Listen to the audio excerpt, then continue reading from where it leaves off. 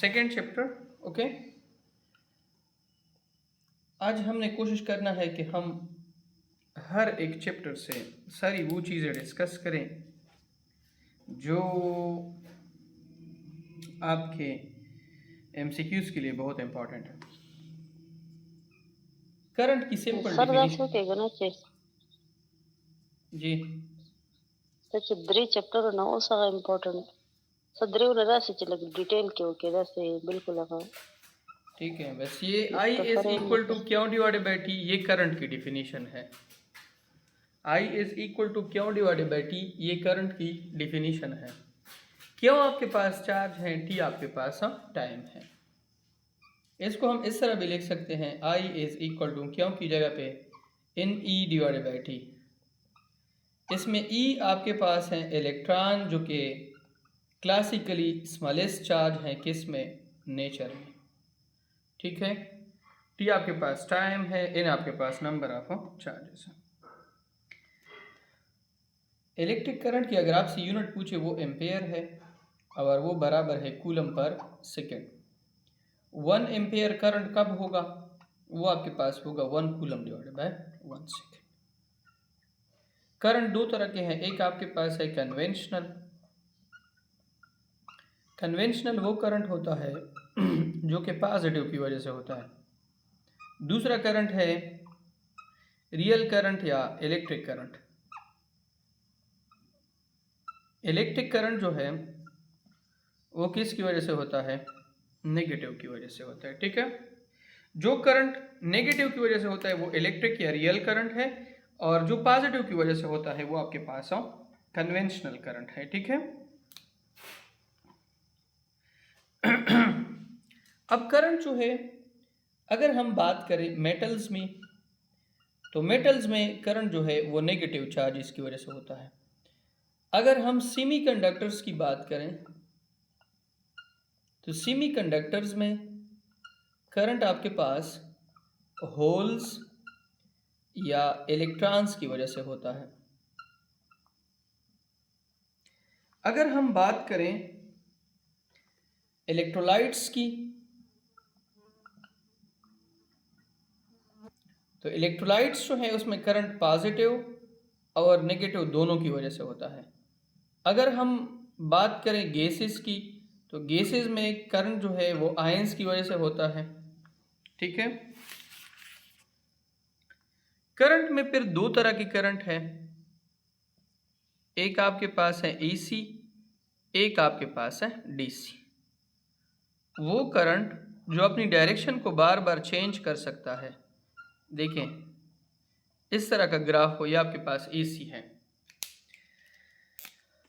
वो करंट जो अपनी डायरेक्शन को चेंज नहीं कर सकता है, उसका डायरेक्शन हमेशा आपके पास क्या हो, सेम हो, कांस्टेंट हो, पोलैरिटी फिक्स हो, तो वो आपके पास है डीसी।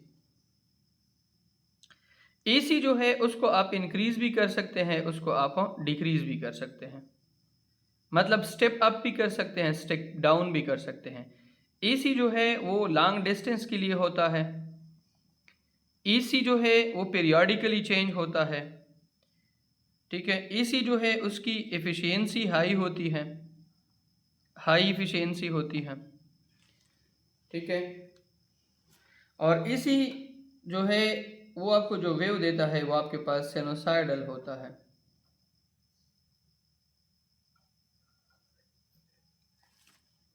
इसके बाद डीसी है, डीसी में फिर दो तरह की डीसी हैं, एक आपके पास है प्योर डीसी, उसका ग्राफ इस तरह होता है, उसकी मैग्नीट्यूड और डायरेक्शन दोनों कांस्टेंट होती है।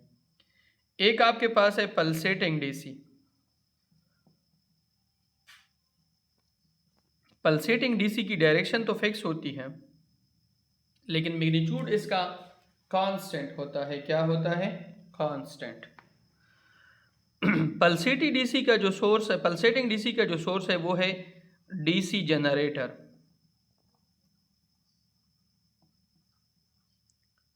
और प्योर डीसी जो है उसका सोर्स आपके पास या तो सेल है या आपके पास बैटरी है।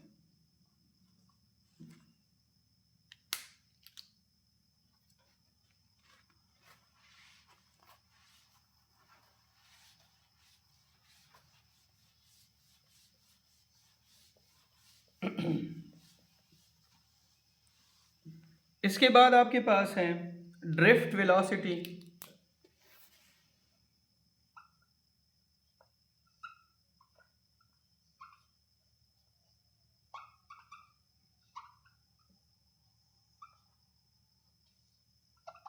What is mean by drift velocity?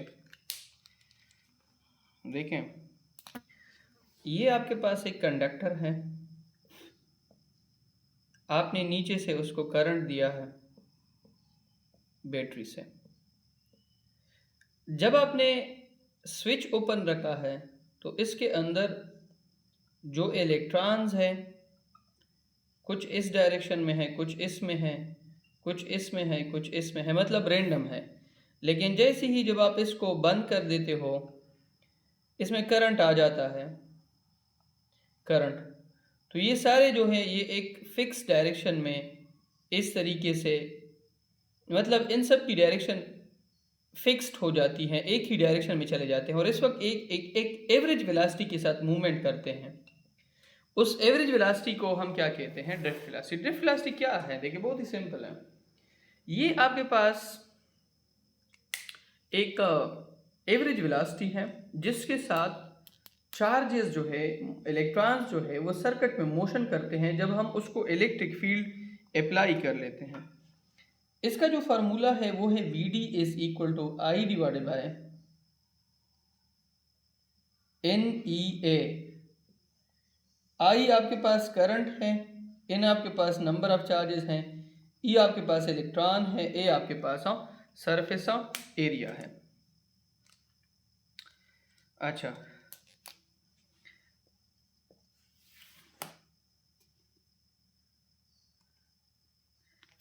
अब सोर्सेस जो है वो करंट के मुख्तलिफ हो सकते हैं। सेल है या बैटरी जो है, इसका काम है केमिकल एनर्जी को कन्वर्ट करना इलेक्ट्रिकल एनर्जी में। इसके बाद जनरेटर है,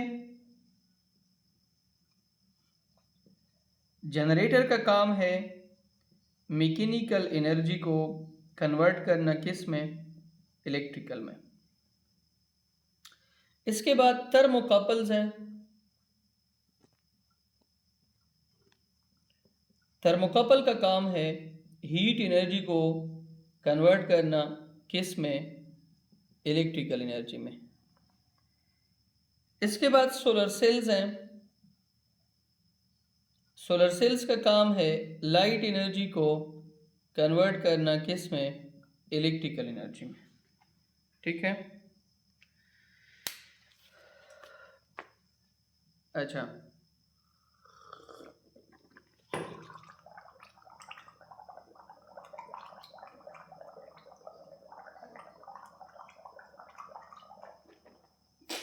मेरे गले में थोड़ा मसला हो गया है, मैं इसी वजह से थोड़े गार्गल्स कर रहा हूँ।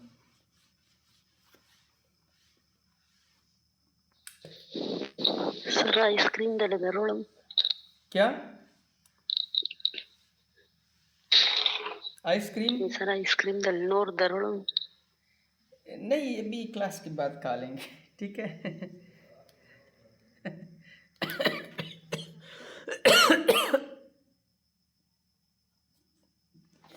अच्छा,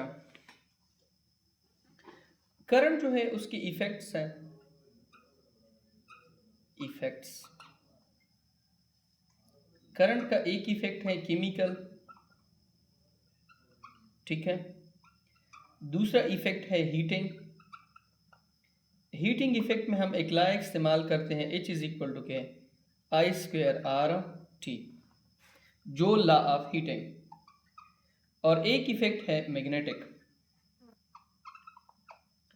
केमिकल इफेक्ट जो है वो बैटरीज में इस्तेमाल होता है, हीटिंग इफेक्ट जो है वो हीटर में इस्तेमाल होता है, मैग्नेटिक इफेक्ट जो है वो जनरेटर में या आपके पास ट्रांसफार्मर में इस्तेमाल होता है।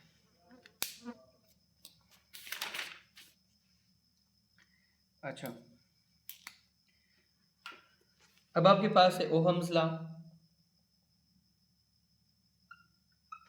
ओहम लॉ सिंपली हमें ये कहती है कि अगर एक कंडक्टर है, मेटालिक कंडक्टर, उसके तमाम फिजिकल पैरामीटर जो है वो कांस्टेंट है, तो इस केस में वोल्टेज जो है वो इन्वर्सली प्रोपोर्शनल, डायरेक्टली प्रोपोर्शनल है किसके, करंट के। इसको जॉर्ज सिमन ओहम ने प्रेजेंट किया था to develop a relationship between current and voltage. Proportionality को ख़त्म करें तो V is equal to I into R। R आपके पास रेजिस्टेंस है जो कि बराबर है V डिवाइड बाय I के। V वोल्टेज है, I आपके पास करंट है। अच्छा, ओहम लॉ तभी एप्लीकेबल होगी जब आप रेजिस्टेंस को क्या रखेंगे, कांस्टेंट। रेजिस्टेंस को आप तभी कांस्टेंट रख सकते हो जब आप टेम्परेचर को कांस्टेंट रखो, जब आप एरिया को कांस्टेंट रखो, मतलब डायमेंशंस को, जब आप नेचर ऑफ ए कंडक्टर को भी क्या रखो, कांस्टेंट।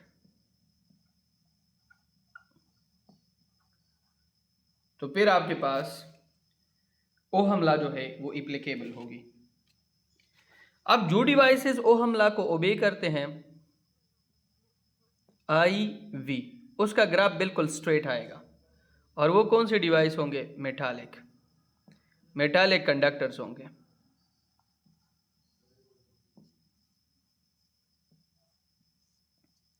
और जो ओहम लॉ को ओबे नहीं करते हैं उनका ग्राफ इस तरह होगा, या वोल्टेज की तरफ टिल्ट होगा या करंट की तरफ टिल्ट होगा। उनका IV ग्राफ जो है वो आपके पास स्ट्रेट लाइन नहीं होगा।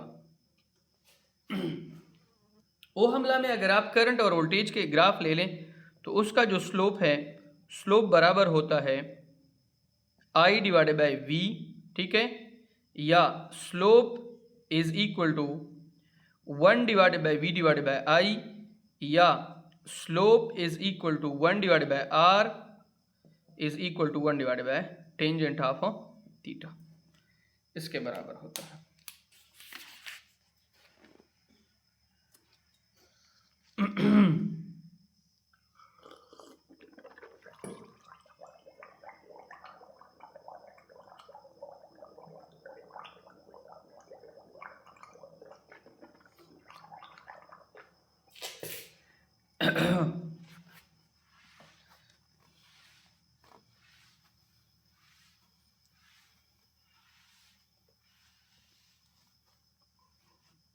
अच्छा, अब रेजिस्टेंस जो है वो किसको कहते हैं, रेजिस्टेंस कहते हैं रुकावट को। ये अगर आपके घर में बिजली का तार है, ये उसमें एटम्स है, जब ये इलेक्ट्रॉन इसमें मूवमेंट करेंगे तो ये एटम्स या इसके अंदर जो इलेक्ट्रॉन है ये इसको रास्ते में रुकावट देंगे, इसको हम क्या कहते हैं, रेजिस्टेंस। रेजिस्टेंस जो है वो डायरेक्टली प्रोपोर्शनल है लेंथ की, जितना लेंथ ज़्यादा होगा रेजिस्टेंस ज़्यादा होगी। रेजिस्टेंस इन्वर्सली प्रोपोर्शनल है एरिया के, जितना मोटा वायर होगा उतनी रेजिस्टेंस क्या होगी, कम होगी। अगर कंडक्टर है तो उसमें रेजिस्टेंस टेम्परेचर के साथ डायरेक्ट रिलेशन है, अगर सेमी कंडक्टर है तो रेजिस्टेंस का टेम्परेचर के साथ इन्वर्स रिलेशन है।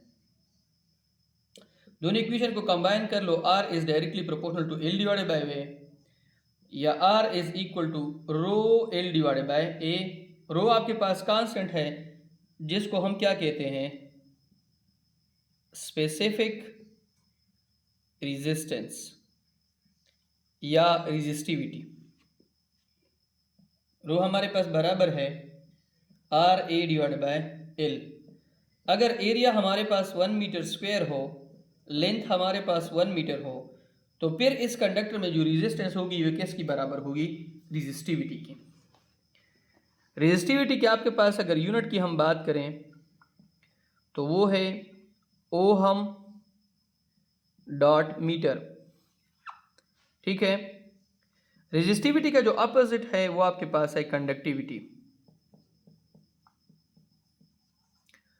ठीक है। कंडक्टिविटी बराबर है रेसिप्रोकल ऑफ रेजिस्टिविटी, और उसका जो यूनिट है वो आपके पास है ohm inverse dot metre inverse.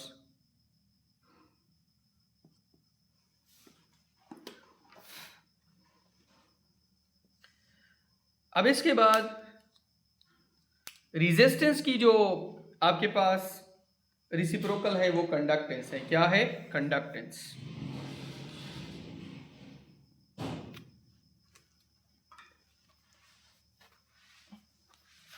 Resistor जो है उनको हम दो तरीकों से आपस में कनेक्ट कर सकते हैं। रेजिस्टर के दो टाइप्स हैं।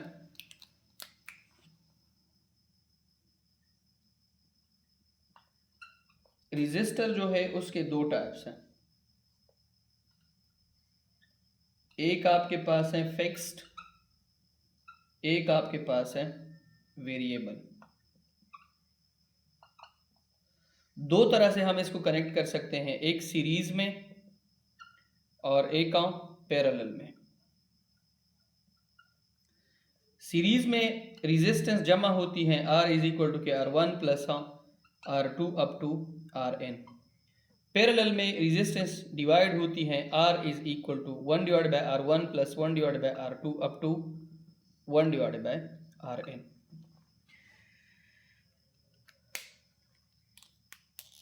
सीरीज जो है, सीरीज उसमें वोल्टेज जो है वो डायरेक्टली प्रोपोर्शनल होती है किसके? रेजिस्टेंस के। और पावर जो है वो भी डायरेक्टली प्रोपोर्शनल होती है किसके? रेजिस्टेंस के। जबकि पैरेलल जो है उसमें अगर आप देखें उसमें तो करंट कांस्टेंट नहीं होता है, V is equal to IR। इसमें पैरेलल कॉम्बिनेशन जो है, पैरेलल कॉम्बिनेशन उसमें आपके पास ये डायरेक्टली प्रोपोर्शनल नहीं होती हैं। उसमें अगर आप देखें करंट निकालें तो I is equal to V divide by R। Current जो है उसका रेजिस्टेंस के साथ कौन सा रिलेशन है? इनवर्स। इसमें ये कांस्टेंट होता है, इसमें सीरीज में आपके पास I कांस्टेंट होता है करंट, और पैरेलल में आपके पास वोल्टेज कांस्टेंट होता है। इसमें करंट के रेजिस्टेंस के साथ इनवर्स रिलेशन, इसमें वोल्टेज जो है उसका रेजिस्टेंस के साथ डायरेक्ट रिलेशन। इसमें रेजिस्टेंस ऐड होती है, इसमें रेजिस्टेंस जो है वो तकसीम होती है। और अगर हम यहाँ पे पावर की बात करें तो यहाँ पे पावर जो है वो भी इन्वर्सली प्रोपोर्शनल है किसके? रेजिस्टेंस के। सीरीज में आप जितनी बड़ी रेजिस्टेंस का लाइट लगाओगे उतनी उसकी पावर जो है डिसिपेशन क्या होगी? कम होगी। और यहाँ पे जितनी बड़ी रेजिस्टेंस का लाइट लगाओगे उतनी पावर डिसिपेशन क्या होगी? ज़्यादा होगी।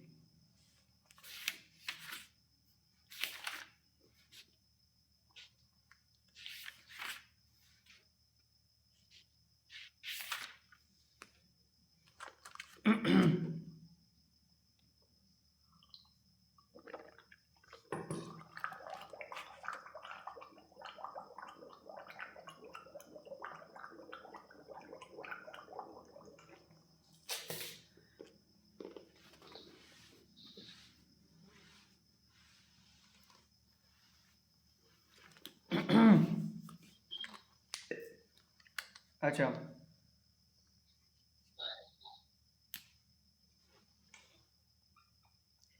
अब इसमें आपके पास है कोएफिशिएंट ऑफ रेजिस्टेंस,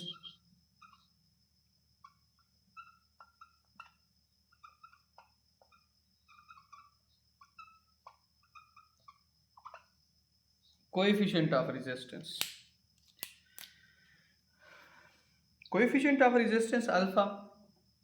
अल्फा आपके पास बराबर है delta R divided by R naught delta T।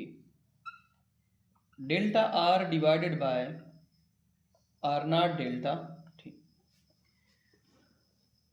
Change in resistance divided by original resistance and पर degree rise in temperature is equal to alpha.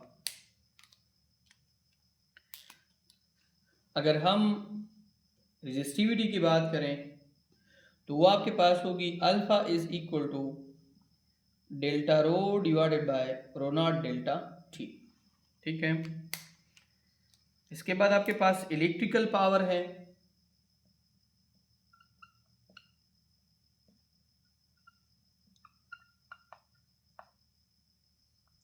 Electrical power का फॉर्मूला है P is equal to W divided by T। Work divided by time is called electrical power. P is equal to W आपके पास बराबर है Q divided by T। P is equal to Q by T आपके पास किसके बराबर है? IV के। तो पावर का एक फार्मूला आपके पास IVB है। क्या है? IB।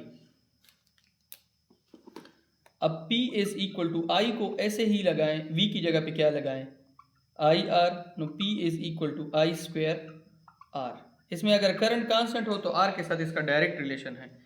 एक और इक्वेशन भी है, P इज इक्वल टू, अगर V की जगह पे हम लगाएं V square divided by R square data R, तो R cancel, P is equal to V square divided by R।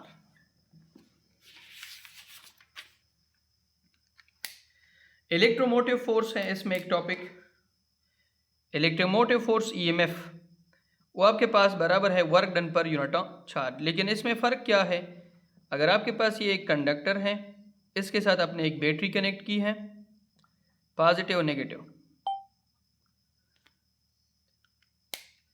अब ये लो पोटेंशियल है, ये आपके पास हाई पोटेंशियल है। चार्जेस जो है उनको जब हम लो पोटेंशियल से कहाँ पे लेके जाएं? हाई पोटेंशियल पे। उसके ऊपर जब हम वर्क करेंगे, work done per unit charge, ये हमें क्या देंगे? EMF। देखें, जब हम एक बैटरी में चार्जेस को, हम नहीं मतलब एक जो फर्ज करें इसमें इसके अंदर जो केमिकल होते हैं उसका काम क्या है कि चार्जेस को लो पोटेंशियल से कहाँ पे लेके जाएं? हाई पोटेंशियल पे। तो इसको हम क्या कहते हैं? बेसिकली EMF कहते हैं। क्या कहते हैं? EMF, electromotive force. Electromotive force का काम क्या है? इलेक्ट्रोमोटिव फोर्स का काम है कि चार्जेस को लो पोटेंशियल से कहाँ पे लेके जाएं? हाई पोटेंशियल पे लेके जाएं।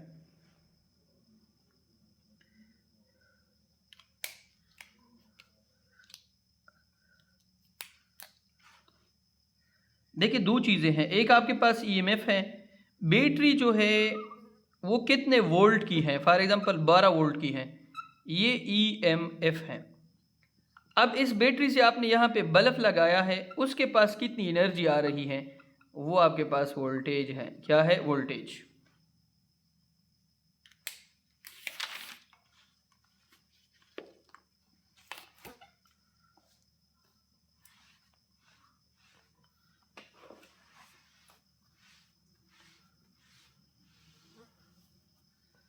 अब आपके पास है सर्किट्स।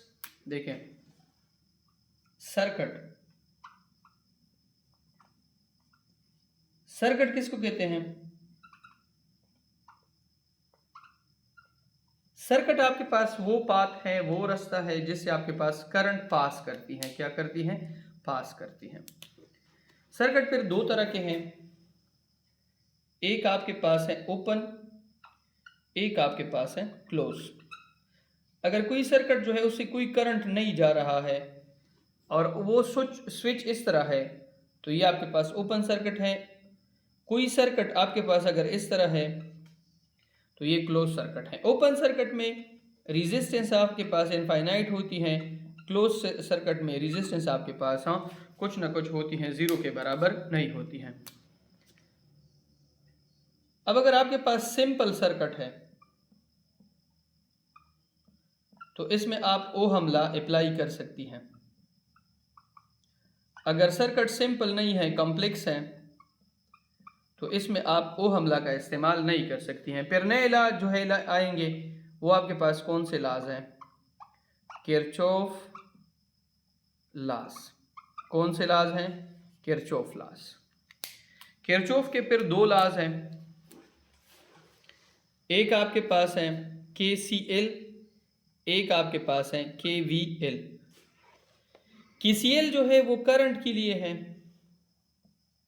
और KVL जो है वो वोल्टेज के लिए है। ये लॉ हमें कहती है कि अगर आपके पास इस तरह एक जंक्शन हो, जंक्शन मतलब एक ऐसी जगह हो जहाँ पे करंट एंटर भी हो रहा हो और वहाँ से करंट लीव भी हो रहा हो, ठीक है, एक ऐसी जगह है जिसमें करंट एंटर भी हो रहा है और करंट वहाँ से लीव भी कर रहा है, तो ये लॉ हमें कहती है कि यहाँ पे जितना करंट अगर एंटर करता है उतना ही लीव करता है, तो सम ऑफ करंट जो है वो आपके पास बराबर होगा किसके? जीरो के। The sum of all current entering और leaving the junction will be equal to zero. मतलब यह है कि अगर एक सर्किट में कोई एक खास स्पेसिफिक पॉइंट है, उस पर करंट एंटर भी कर रहा है, वहाँ से लीव भी कर रहा है, तो वहाँ पे नेट जो सम ऑफ करंट है तो आपके पास किस चीज़ के बराबर होगा, जीरो के।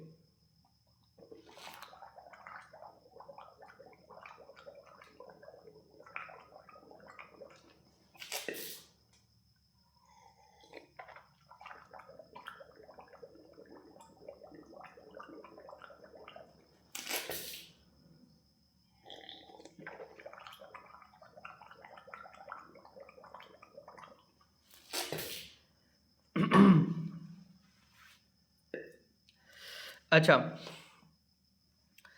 ये ला जो है ये हमें law of conservation of charge के बारे में बताती है।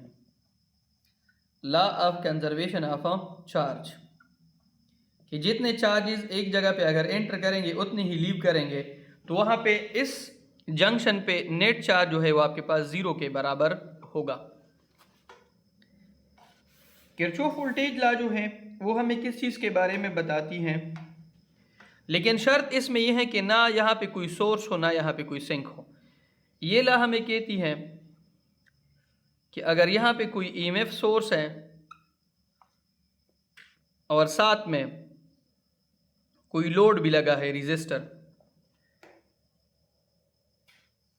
जितना यहाँ पे ईएमएफ अगर पैदा हो रहा है उतना ही यहाँ पे अगर लोड जो है रेजिस्टर वो उसको इस्तेमाल भी कर रहा है, तो the algebraic sum of all current the algebraic sum of all EMF and voltage drop will be equal to zero.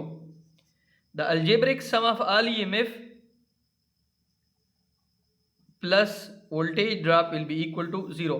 कि अगर एक सर्किट में जितना ईएमएफ प्रोड्यूस हो रहा है अगर उतना ही वहां पे आपके पास क्या हो, मतलब रेजिस्टेंस हो, तो वो आपके पास बेसिकली क्या है, ऐसे मैं थोड़ा सा सिंपल समझाता हूं।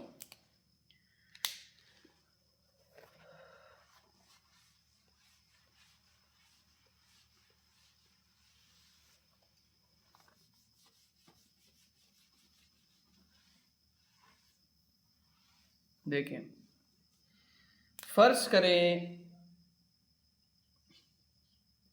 यहाँ पे आपके पास एक रेजिस्टर है, यहाँ पे आपके पास एक ईएमएफ सोर्स है,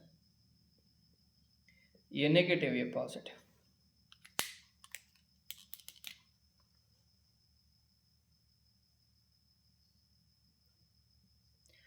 इस तरह करंट इसमें जा रहा है। अब इसमें आपकी मर्जी है कि आप इस डायरेक्शन से जाते हो या इससे, लेकिन अगर आप नेगेटिव से जा रहे हो पॉजिटिव की तरफ तो इस केस में आप ईएमएफ को पॉजिटिव लोगे। अगर आप पॉजिटिव से जा रहे हो नेगेटिव की तरफ तो इस केस में आप ईएमएफ को नेगेटिव लोगे, और जहाँ पे आपके पास रेजिस्टर आएगा उसको आप ऑटोमेटिकली नेगेटिव लोगे। ठीक है,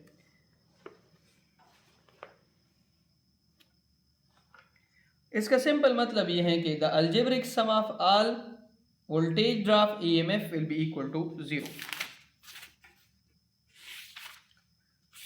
अच्छा,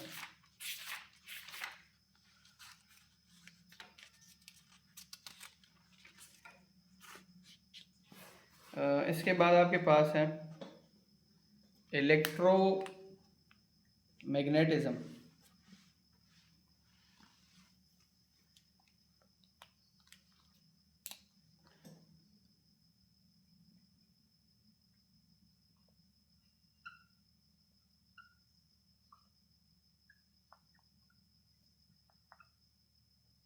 देखें, इलेक्ट्रोमैग्नेटिज्म क्या है। ये आपके पास एक चार्ज है, अगर ये चार्ज रेस्ट में है तो इसके पास सिर्फ इलेक्ट्रिक फील्ड है। अगर मैं इस चार्ज को मोशन में कर लूँ तो फिर इसके पास इलेक्ट्रिक फील्ड भी होगा और इसके पास मैग्नेटिक फील्ड भी होगा। तो इस फिनोमेना को हम क्या कहते हैं, इलेक्ट्रोमैग्नेटिज्म। क्या कहते हैं, इलेक्ट्रोमैग्नेटिज्म। जहाँ पे हम चार्ज को किस में पढ़ते हैं, मोशन में। अब ये आपके पास एक वायर है, उसको हमने कनेक्ट किया है एक बैटरी के साथ। जब यहाँ से करंट जो है इस वायर में जाएगा तो इसके अराउंड क्या चीज़ प्रोड्यूस होगी? मैग्नेटिक फील्ड प्रोड्यूस होगी। अब इसकी मैं रीज़न बता देता हूँ कि क्यों प्रोड्यूस होगी। क्योंकि इस वायर के अंदर चार्जेस जो है वो मोशन करेंगे। ये आपके पास न्यूक्लियस है और ये इसके इर्द गिर्द क्या है? इलेक्ट्रॉन है। अगर इलेक्ट्रॉन जो है वो ऑर्बिट में मोशन कर रहा है या वो इस तरह स्पिन मोशन कर रहा है, दोनों केसेस में ये अपने अराउंड क्या चीज़ प्रोड्यूस करेगा? मैग्नेटिक फील्ड, जिसको हम बी से रिप्रेजेंट करते हैं। और एक एमसीक्यूज आती है कि मैग्नेटिक फील्ड की यूनिट क्या है, तो उसकी यूनिट है टेस्ला।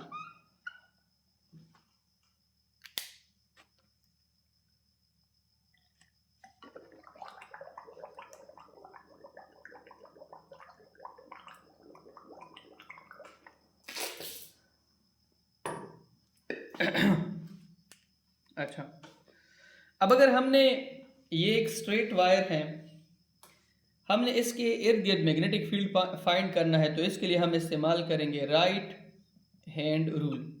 राइट हैंड रूल हमें क्या कहता है कि जिस डायरेक्शन में करंट जा रहा है उसमें अपने थंब को रख लो और फिंगर को इनसर्कल करो, तो ये फिंगर की जो इनसर्कलिंग है ये इसके अराउंड आपको क्या देगी? मैग्नेटिक का फील्ड देगी। तो ये नॉर्थ हो जाएगा, ये आपके पास क्या हो जाएगा? साउथ। अब इसमें जो अहम एमसीक्यूज आते हैं वो ये हैं कि अगर आपके पास दो वायर्स हैं, उसमें करंट बिल्कुल सेम डायरेक्शन में ऊपर जा रहा है, तो ये आपस में क्या करेंगे? ये आपस में अट्रैक्ट करेंगे या रिपेल करेंगे? याद रखिए, दोनों में अगर सेम डायरेक्शन में जा रहे हैं, ये नॉर्थ ये साउथ, ये नॉर्थ ये साउथ, ये दोनों को एक दूसरे को अट्रैक्ट करेंगे। अगर आपके पास दो वायर्स हैं, उसमें करंट अपोजिट डायरेक्शन में जा रहा है, ये नॉर्थ ये साउथ, ये साउथ ये नॉर्थ, ये एक दूसरे को क्या करेंगे? रिपेल करेंगे। ये भी आपके पास एमसीक्यूज हैं।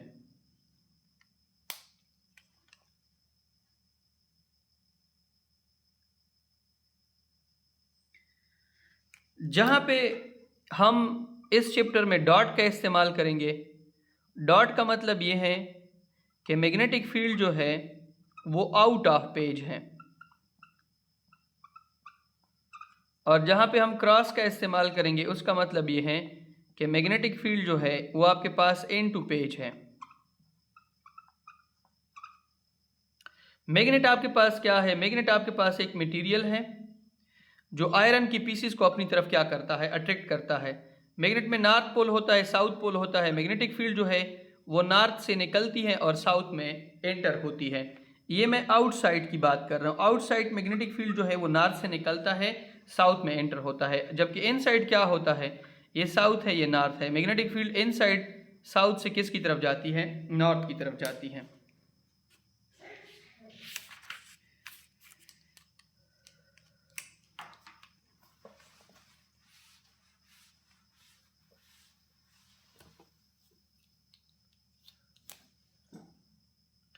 अब अगर ये आपके पास एक वायर है,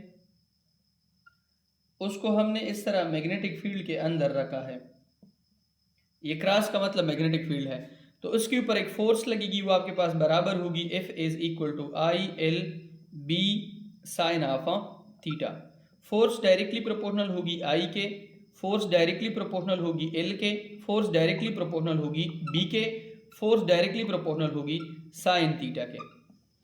क्यों इसके ऊपर मैग्नेटिक फोर्स लगेगी? क्योंकि इसके अंदर चार्जेस जो है वो मोशन करेंगे, चार्जेस के साथ अपना नॉर्थ साउथ होगा, बाहर भी नॉर्थ साउथ है, तो ये आपस में अट्रैक्शन करेंगे या रिपल्शन करेंगे। इससे क्या जनरेट होगी? फोर्स जनरेट होगी। जितनी ज़्यादा करंट होगी फोर्स ज़्यादा होगा, जितना इसका लेंथ ज़्यादा होगा फोर्स ज़्यादा होगा, जितनी यहाँ पे मैग्नेटिस बड़ी रहती होगी मैग्नेटिक फील्ड ज़्यादा होगी, फोर्स ज़्यादा होगा। अब अगर आपके पास थीटा 0 होगी तो फोर्स आपके पास 0 होगा। अगर थीटा आपके पास 90 होगी तो फोर्स आपके पास मैक्सिमम होगा। इसका मतलब क्या है? अगर ये नॉर्थ है, ठीक है, और ये वायर इस तरह पड़ा है, मैग्नेटिक फील्ड इसके बिल्कुल परपेंडिकुलर आ रही हैं, तो फोर्स आपके पास मैक्सिमम होगी। अगर वायर इस तरह पड़ा है, ये नॉर्थ है, मैग्नेटिक फील्ड इसके बिल्कुल पैरेलल आ रही है, तो इस केस में फोर्स आपके पास क्या होगी? 0 होगी।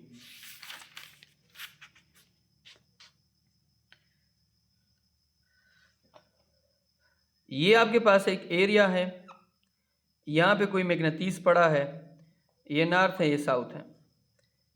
इस एरिया के ऊपर से कितने मैग्नेटिक फील्ड के लाइंस पास हो रहे हैं, इसको हम क्या कहते हैं, मैग्नेटिक फ्लक्स। पाई आपके पास बराबर है बी डॉट ए। बी आपके पास मैग्नेटिक फील्ड है, ए आपके पास क्या है, एरिया है, तो phi is equal to B A cos of theta.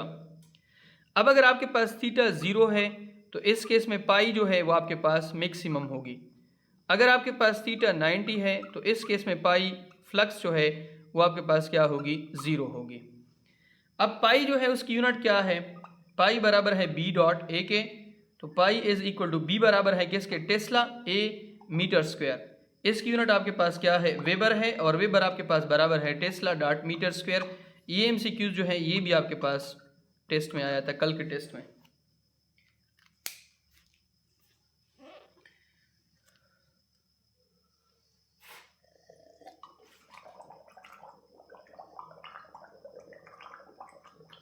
Sir atomic energy की फीमेल लपारा वही ना सिर्फ मेल। हाँ सर फीमेल लपारम देखी करना मेल लपारे चशा एटॉमिक एनर्जी वाले एटॉमिक एनर्जी तोलो द पा रहे टेस्ट में की सर मा पर कल सुन तो अगर माते की ना देखी फीमेल लपारनी मोटन तो का यकीनो का कना जैसे अल्तलाड़म कना मेल चे 100 वी कना फीमेल तकरीबन 400 वे दुमरा ज्यादा रागले वे या द्वाड़ो द पार दी और द होटर बेहतरीन पोस्टो न दी सर मा तो इंदा खरा गदी नहीं अप्लाई ब्याच अप्लाई वीजा बदलता हूं टेस्ट डेयर इजी दी हां सही है सर फिजिक्स नहीं मखवागा मैथमेटिक्स वाला हु कना पके टोल सब्जेक्ट्स हो सही यकीनो का वो दुमरा बेहतरीन सेटअप होगा ना, बस वल्लाह सदर का हुआ है मां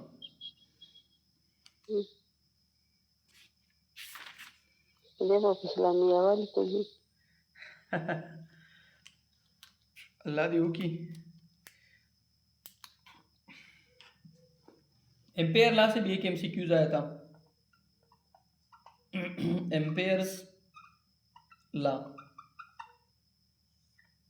एम्पेयर लॉ हमें क्या कहती है कि अगर आपके पास ये एक वायर है, उसमें करंट जा रहा है और ये इसके करीब एक पॉइंट पी है, आप इसमें मैग्नेटिक फील्ड मालूम करना चाहते हो, तो ये डिस्टेंस आर पर पड़ा है, तो बी जो है वो डायरेक्टली प्रोपोर्शनल है किसके, आर के, आई के, बी जो है वो इन्वर्सली प्रोपोर्शनल है किसके, आर के। दोनों को कंबाइन कर लो, B is directly proportional to I divide by R, B is equal to mu naught into I divide by R, ठीक है, 2 पाई आर। ये 2 pi mu naught divide by 2 pi R, 2 pi आपके पास क्या है, constant है। Mu not जो है वो आपके पास परमेबिलिटी है, इसकी वैल्यू है 4 पाई क्रॉस 10 की पावर माइनस 7। आर जो है वो आपके पास इसका क्या है, रेडियस है।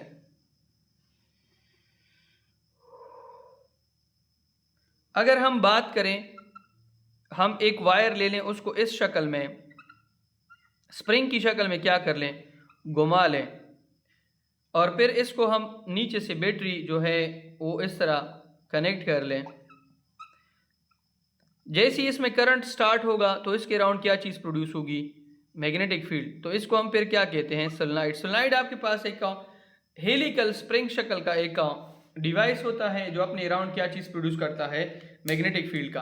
अब अगर आपने इसकी मैग्नेटिक फील्ड को फाइंड करना है कि किस तरह है उसकी डायरेक्शन, तो आप इसके लिए इस्तेमाल करेंगे right hand grip rule. Right hand grip rule क्या है कि अगर करंट जो है वो इस तरीके से जा रहा है तो करंट की डायरेक्शन में अपने फिंगर्स को इंसर्कल कर लो, जहाँ पे आपकी उंगली आएगी ये आपके पास क्या होगी, मैग्नेटिक फील्ड की डायरेक्शन होगी। तो इस केस में हमारी उंगली इधर आ रही है, तो ये आपके पास क्या है, नॉर्थ है, ये आपके पास क्या है, साउथ है।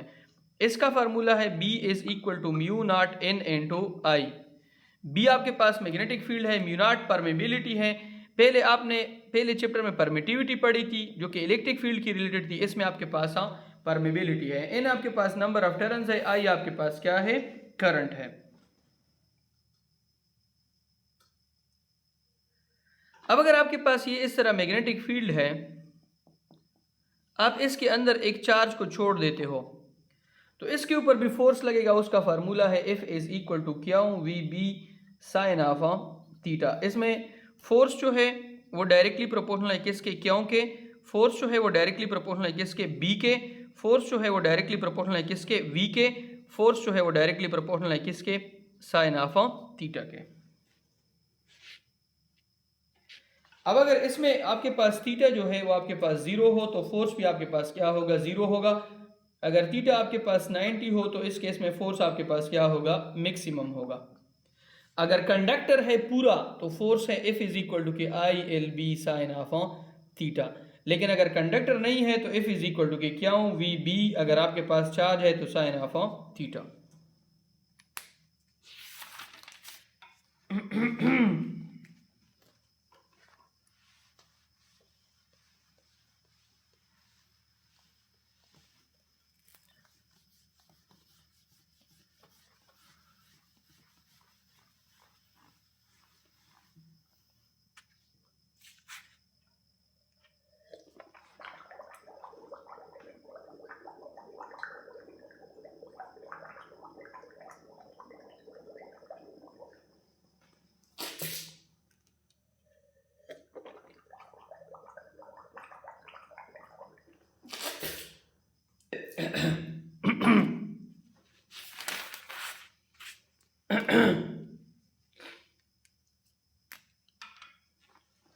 ये आपके पास है, क्रॉस का मतलब है magnetic field into the page.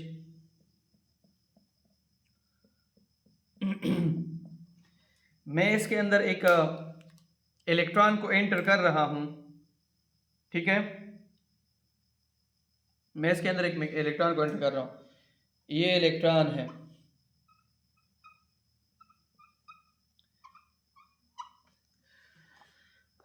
जैसे ही मैं इसके अंदर इलेक्ट्रॉन को एंटर करूंगा, इलेक्ट्रॉन इसमें इस तरह सर्कुलर पाथ में क्या करेगा, मूव करेगा। सर्कुलर पाथ में क्यों मूव करेगा, इसकी क्या रीजन है, देखें। इलेक्ट्रॉन को मैं एंटर करता हूं विद वेलोसिटी v, ये इलेक्ट्रॉन की वेलोसिटी v है। तो इसके लिए हमारे पास एक रूल है, मैग्नेटिक फील्ड की डायरेक्शन में आप ये वाली उंगली रखोगे। Magnetic field into the page है, ठीक है, और वेलोसिटी जो है वो आपके पास किधर है, इसके लिए आप इस्तेमाल करो मेरे ख्याल से ये वाला रूल है, बस ये रूल इस्तेमाल करो, पाम रूल इस्तेमाल करो। पाम रूल किस तरह है कि जिस डायरेक्शन में आपकी मैग्नेटिक फील्ड है उसमें अपनी उंगलियां को रखो, जिसमें वेलोसिटी है उसमें थंब होगी, जिस तरफ आपका पाम आएगा वो आपके किसकी डायरेक्शन होगी, फोर्स की। तो ये डायरेक्शन किसकी है, फोर्स की है। यहाँ पे वेलोसिटी ये है, फोर्स आपके पास ये है। यहाँ पे वेलोसिटी ये है, फोर्स आपके पास ये है। तो यहाँ पे एक तो मैग्नेटिक फोर्स है चार्ज पर Fm, दूसरा आपके पास जब ये सर्कल में मोशन करेगी तो सेंट्रीपिटल फोर्स है Fm आपके पास बराबर है क्यों वी बी के, और ये आपके पास बराबर है M V square divide by R के। तो इसमें एक वी इसके साथ क्या हो जाएगी, कैंसिल हो जाएगी। तो क्यों B is equal to M V divide by R, R निकालो, R is equal to M V divide by क्यों B.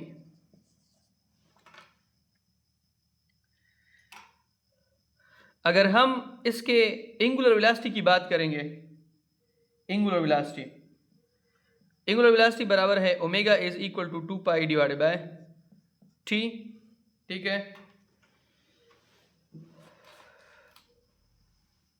2 pi divide by T. या आप इस तरह करें, देखें, R is equal to M divide by क्यों बी। ये जो वी है ये बराबर है किसके, आर ओमेगा के। किसके बराबर है, आर ओमेगा के। तो आर और आर आपके पास क्या हो जाएगा, कैंसल। यहाँ पे क्यों भी आ जाएगा, तो क्यों B is equal to M omega, omega is equal to क्यों बी डिवाइड बाय एम। ये आपके पास होगी एंगुलर वेलोसिटी। अगर आप यहाँ से फ्रीक्वेंसी निकालना चाहते हो तो ओमेगा बराबर है 2 पाई एफ के, और ये बराबर हो जाएगी किसकी, क्यों बी डिवाइड बाय एम के। दोनों साइड्स को किस पे डिवाइड कर लें, 2 पाई पे, तो ये और ये cancel. F is equal to क्यों B divide by 2 pi M, ये फ्रीक्वेंसी है। अगर हम बात करें टाइम पीरियड की तो इसको उल्टा कर लें, 2 पाई एम डिवाइड बाय क्यों बी, ये इसका क्या होगा, टाइम पीरियड होगा।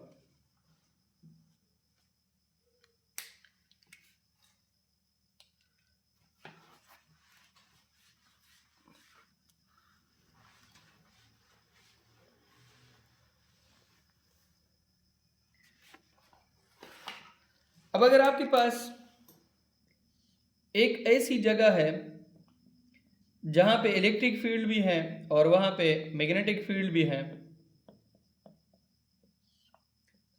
इलेक्ट्रिक फील्ड भी है, मैग्नेटिक फील्ड भी है, और उसके अंदर इस तरह एक चार्ज एंटर कर जाता है विद अ वेलोसिटी v, तो याद रखिए ऊपर से नीचे की तरफ आपके पास है इलेक्ट्रिक फोर्स Fe, और नीचे से ऊपर की तरफ कौन सा फोर्स है Fb। Fb आपके पास मैग्नेटिक फोर्स है, Fe आपके पास इलेक्ट्रिक फोर्स है।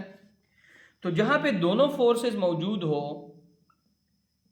Fe प्लस Fb, तो इसको हम कहते हैं लोरेंट फोर्स, और ये बराबर है Fe आपके पास बराबर है क्यों E के, Fb आपके पास बराबर है क्यों Vb के। तो F इज इक्वल टू क्यों को कॉमन कर ले E प्लस Vb, तो ये आपके पास कौन सा फोर्स है, लोरेंट्स फोर्स है।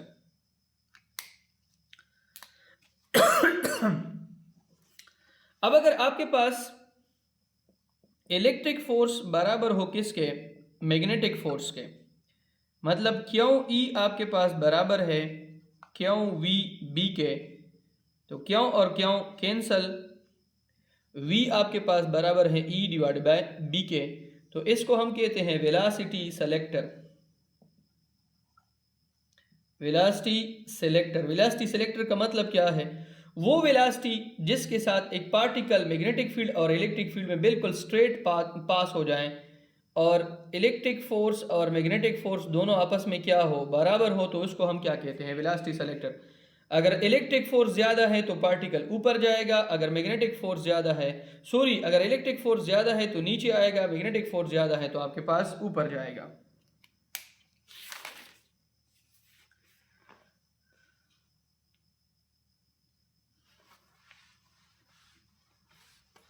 अब इसमें एक फार्मूला इंपॉर्टेंट है जो कि आपके पास चार्ज टू मास रेशियो से आता है, चार्ज टू मास रेशियो से। तो charge to mass ratio electron का ग्रेटर है चार्ज टू मास रेशियो किससे, प्रोटॉन से, और प्रोटॉन का ग्रेटर है किससे, charge to mass ratio of alpha से। अगर आप चार्ज टू मास रेशियो निकालना चाहते हैं तो सिंपल फार्मूला है Fb is equal to Fc। Fb बराबर है क्यों Vb के, Fc बराबर है mv square divide by r के। तो क्यों की जगह पे आप E लगाओगे, V इस V के साथ कैंसिल हो जाएगा, Eb is equal to mv divide by r के। B को यहाँ पे डिवाइड कर लो तो E is equal to mv divide by, इसकी जगह पे Rb, दोनों साइड को m पे डिवाइड कर लो, mm कैंसल, तो E divide by m is equal to V divide by Rb। ये आपके पास चार्ज टू मास रेशियो है।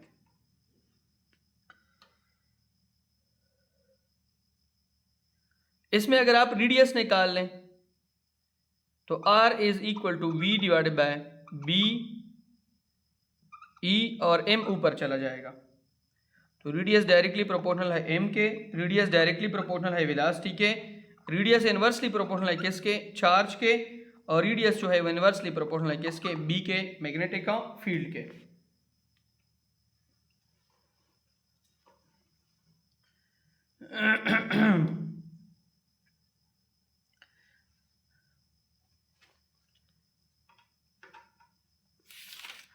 ये भी आपका खत्म हो गया है।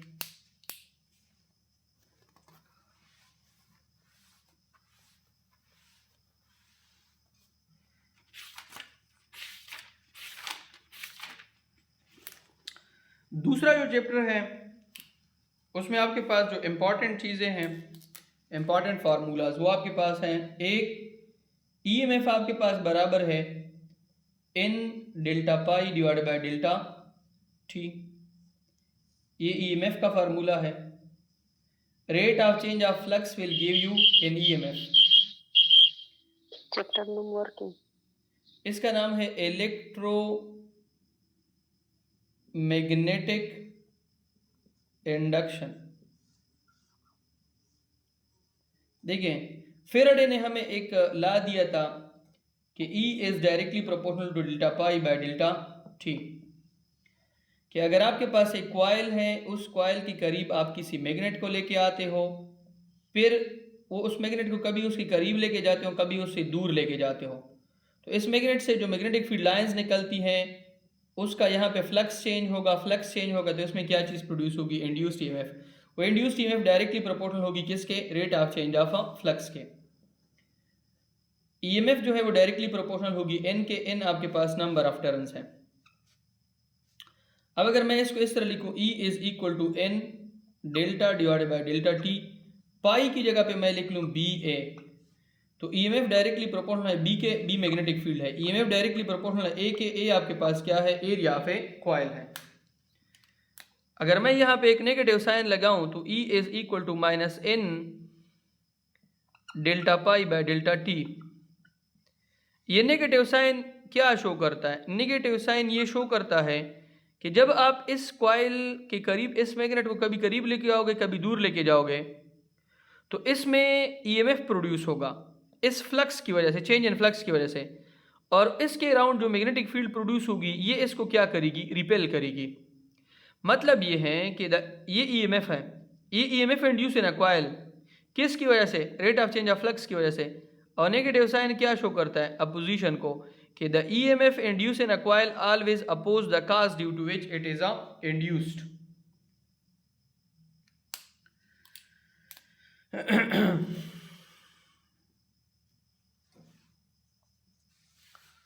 अच्छा, अगर हम करंट निकाले तो I is equal to E divided by are.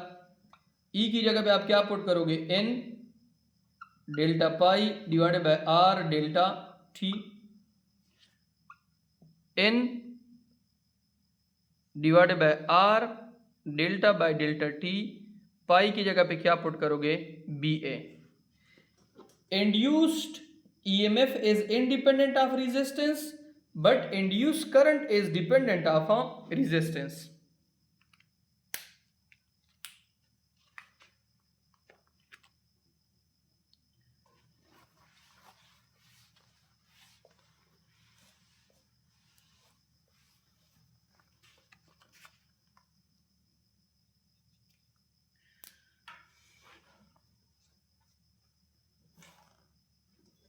अच्छा, अब अगर आपके पास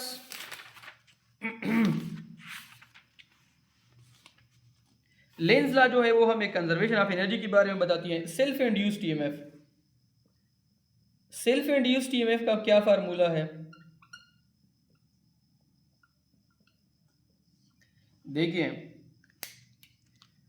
सेल्फ इंड्यूस्ड ईएमएफ हमें कहती है कि the EMF induce in a coil is directly proportional to rate of change of current. The EMF induced in a coil is directly proportional to rate of change of current। Proportionality को हटाएं, E is equal to minus L delta I divided by delta T. Negative sign किसको show करता है, ये opposite direction को show करता है। एक फार्मूला ये भी है, N pi is equal to L I, या N delta pi is equal to L delta I. Self induced EMF की यूनिट आपके पास है हेनरी, ठीक है, और 1 हेनरी आपके पास बराबर है volt dot second divided by ampere.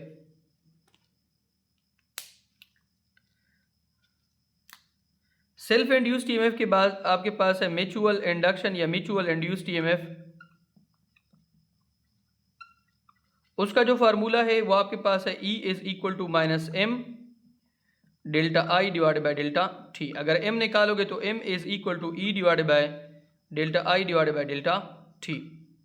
इसकी भी यूनिट आपके पास हेनरी है और वो भी बराबर है volt dot second divided by ampere.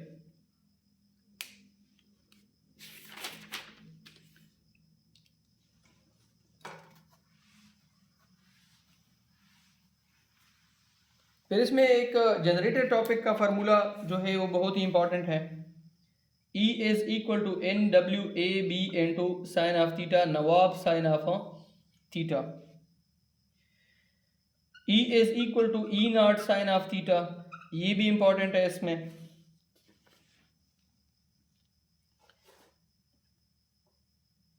इसको इस तरह भी लिख सकते हैं, E is equal to N W A B into sine of,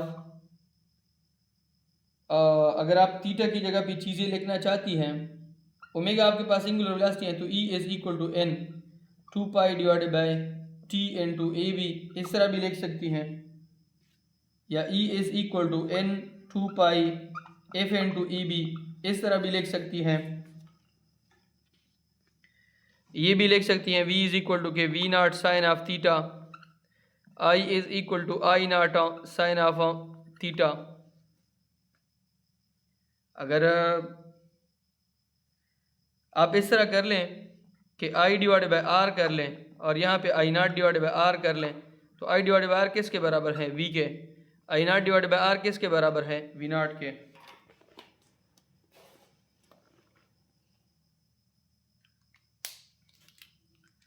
we R M S के बारे में एक वैल्यू है, लेकिन वो दूसरे टॉपिक में हम पढ़ लेंगे। ट्रांसफार्मर है, ट्रांसफार्मर में एक इक्वेशन है V S divided by V P, वो बराबर है N S divided by N P के। ये ट्रांसफार्मर इक्वेशन है। अगर नंबर ऑफ टर्न सेकेंडरी में ज़्यादा है किससे? प्राइमरी से, तो ये आपके पास स्टेप अप ट्रांसफार्मर है। अगर नंबर ऑफ टर्न्स प्राइमरी में ज़्यादा है किससे? सेकेंडरी में, तो ये आपके पास स्टेप डाउन ट्रांसफार्मर है। ठीक है। और वोल्टेज जो है वो डायरेक्टली प्रोपोर्शनल है नंबर ऑफ टर्न्स के, करंट जो है वो इन्वर्सली प्रोपोर्शनल है नंबर ऑफ टर्न्स के।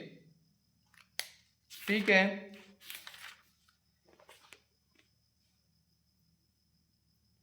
बस आपके तकरीबन 3 चैप्टर्स रह गए हैं, वो हम कल कर लेंगे। ठीक है,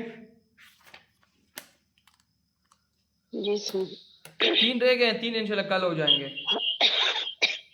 जी सर, स्क्रीन का हाँ।